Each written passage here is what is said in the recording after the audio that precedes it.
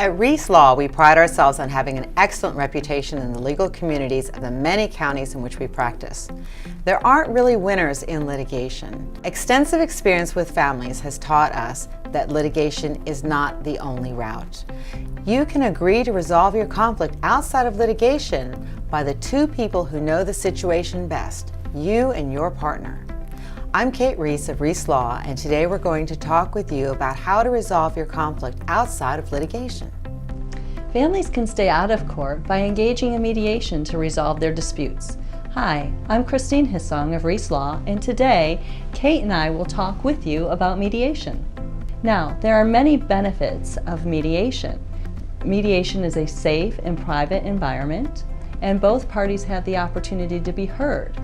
And often, while engaging in mediation, the parties achieve a greater understanding of their situation, of the other party's interests and motivations. Perhaps most importantly is that the parties retain control and they make decisions about their lives.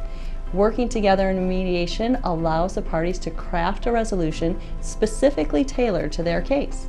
So what is the role of the mediator? First and foremost, they are neutral. They can share legal information, such as statutes, with the parties, but the mediator cannot give legal advice.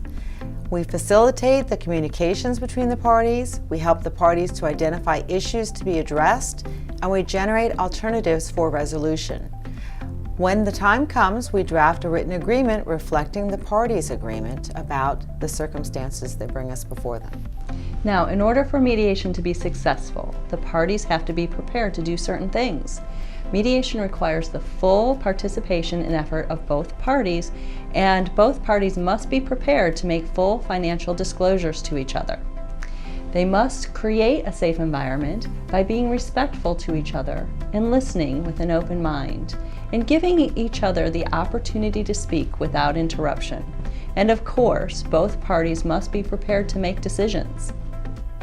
So what you must know is that signing a mediated agreement may affect your legal rights. You should be consulting with independent legal counsel before, during, and prior to signing any mediated agreement. Mediation is confidential, so information learned in mediation cannot be used later in court. However, there are a few exceptions to confidentiality that are set forth in the law, such as if there's a piece of material such as banking information that is used in the mediation process, that is still fair game to be used in the litigation process. What we mean more so is that if a party states a position on a particular issue, such as a custodial time-sharing schedule, they cannot be held to that in a litigation setting. That was an opinion that was put forth in the mediation setting only. Now, mediation can look different ways. For example, Kate and I both serve as mediators. We are both certified as family law mediators by the Judicial Council of the Supreme Court of Virginia.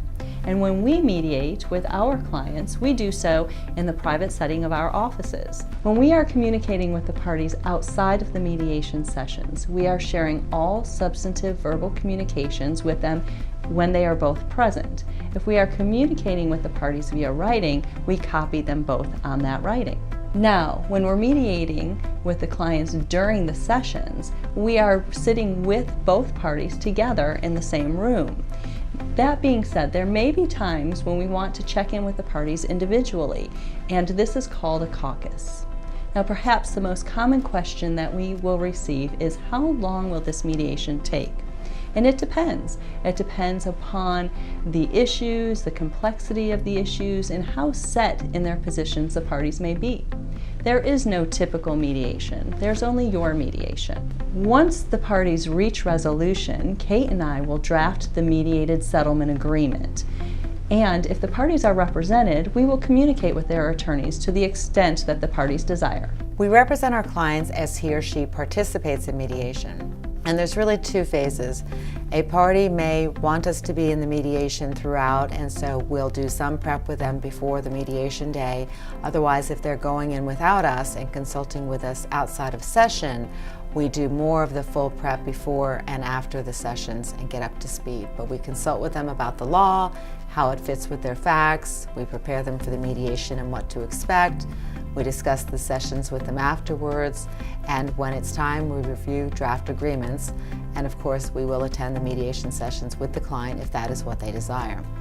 A client may contact us for representation and then determine to engage in mediation, and this can really happen at any point in the process. So even if the case is slated as a litigation, if both parties are willing to go in and discuss custody matters or asset and debt division prior to the trial date, we put mediation in place. We also assist the clients with contacting the other party and finding appropriate mediators to serve the client's interests. And we talk with the mediators at the client's request, engaging them with regard to what our client's needs are, what their concerns are, what their comfort level is about being in the same room as the other party, and we prepare the mediator fully to understand as best we can our client's position on things. Two types of mediators are used. Non-judges, such as Christine and myself, if we are not serving as an advocate, or retired judges, which are very prevalent in Northern Virginia and are often used.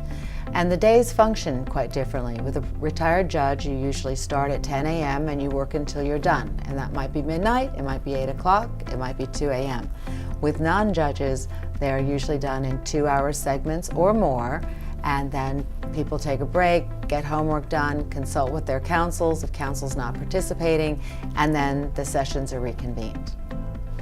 If you would like more information about mediation, whether we're serving as the mediator or we are representing you as an advocate in mediation, we welcome your call to Reese Law at 703-279-5140, or feel free to contact us through our website, reeselawoffice.com.